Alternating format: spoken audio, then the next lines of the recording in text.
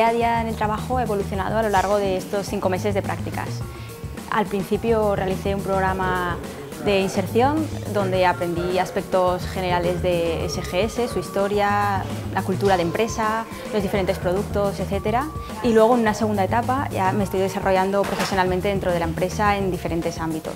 Por un lado la parte técnica, porque me estoy calificando para ser inspectora en diferentes campos. Luego además también estoy inmersa en un proyecto de mejora de procesos.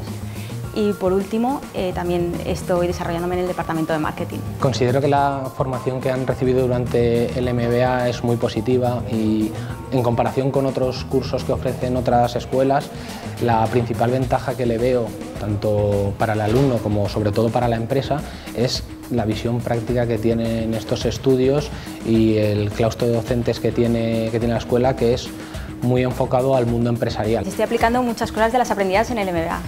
Pero si tuviera que elegir una, quizás la más importante sería la visión global que te da de la empresa.